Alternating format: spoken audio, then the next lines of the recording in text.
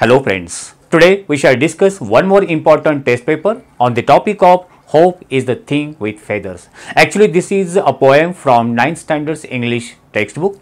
तर विद्यार्थी मित्रांनो आजचा व्हिडिओ अतिशय इम्पॉर्टंट असणार आहे विशेषतः इयत्ता 9वीच्या विद्यार्थ्यांसाठी कारण या व्हिडिओमध्ये आपण चर्चा करीत आहोत 1.3 hope is the thing with feathers या कवितेवरती बनवलेली क्वेश्चन पेपर जे की तुमच्या युनिट टेस्टला विचारले जाऊ शकते. बघूया क्वेश्चन्स कसे आहेत, त्याचे आन्सर्स कशा प्रकारे लिहायचे या सर्व गोष्टी या व्हिडिओमध्ये चर्चा करणार आहोत. त्यासाठी तुम्हाला व्हिडिओ स्टार्ट टू एंड पर्यंत बघावा लागणार आहे. लेट्स गो.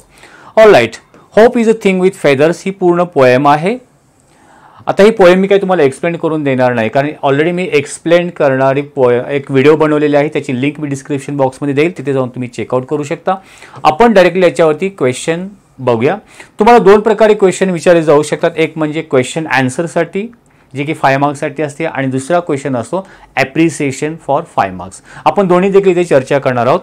आता याच्यामध्ये 3 प्रकारचे क्वेश्चन 5 मार्क्ससाठी विचारले जातात A1, A2 and A3. A1 question आपण बघूया.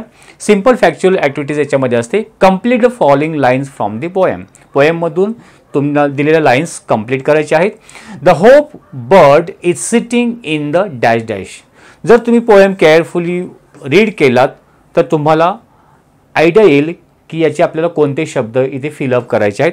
आपण त्याचे आन्सर बघूया. The hope bird is sitting in the soul.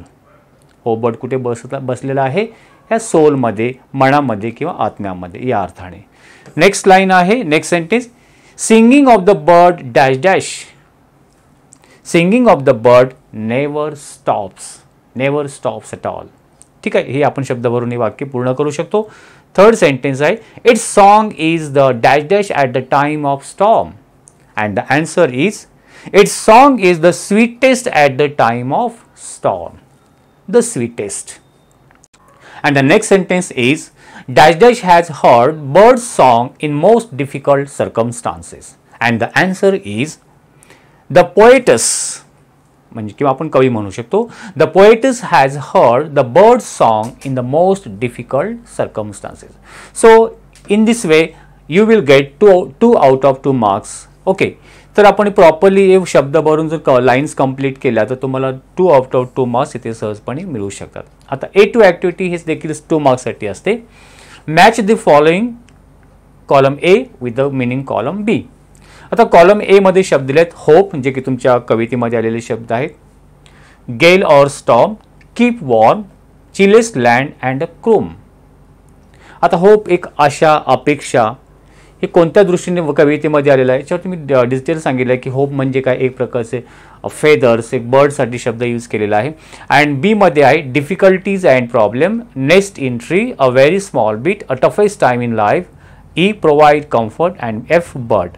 आता आपण डायरेक्टली आन्सर बघूया. होप हा वर्ड कोणासाठी यूज केलेला आहे? For the bird. Answer.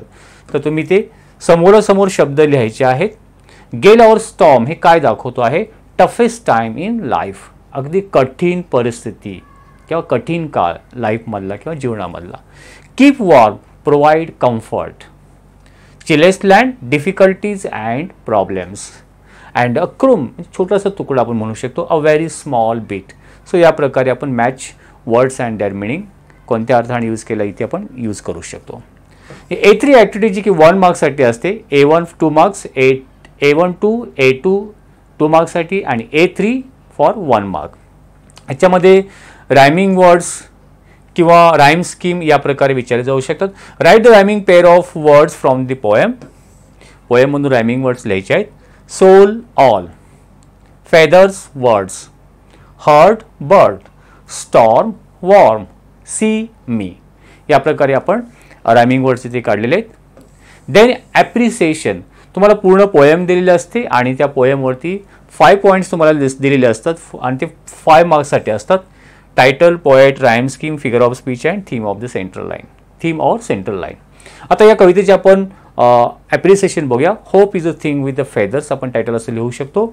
Title म्हणजे name, you have to write here the name of the given poem. कवितेमध्ये जे नाव आहे ते तुम्ही ते टायटल म्हणून लिहायचं आहे. The title of the poem is hope is the thing with feathers. या प्रकारे तुम्ही लिहा. पोएट, कवीचं नाव तुम्हाला ऑलरेडी दिलेलं असतं, ते फक्त बघून आहे तसंच लिहायचं आहे. The author of the poem or the poet of the poem is Emily Dickinson.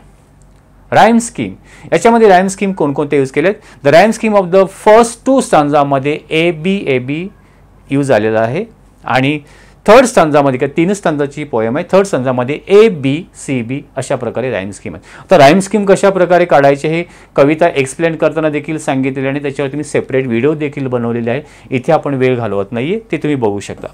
Figure of speech याच्यामध्ये मोस्ट ऑफ द टाइम एक important figure of speech use केला आहे, तो म्हणजे पर्सॉनिफिकेशन. लक्षात ठेवायचं आहे. थीम किंवा सेंट्रल आयडिया काय, कशावरती ही पोएम आहे? The central idea or the theme of the poem is the important role that hope plays in our lives. According to the poet, कवीच्या अनुसार hope is like a small bird that lives in our soul or the mind, we can say. It helps us keep going even during toughest time and ask for nothing in return. So this is a central idea of this poem. So या प्रकारे आपण near about 10 मार्क्सचा एक short but important question paper बनवलेला आहे आणि त्याचे आपण answer देखील बघितला. आय होप तुम्हाला हा व्हिडिओ आवडला असेल आणि हो, तुम्हाला या पूर्ण जे आपण क्वेश्चन आन्सर बघितले किंवा क्वेश्चन पेपर बघितला त्याची PDF हवी असेल तर PDFची लिंक मी डिस्क्रिप्शन बॉक्समध्ये देईल. तिथे जाऊन तुम्ही चेकआउट करा, PDF डाउनलोड करा आणि वहीमध्ये या सर्व क्वेश्चन आन्सर नोट डाऊन करून घ्या. Wish you good day, take care, thank you very much.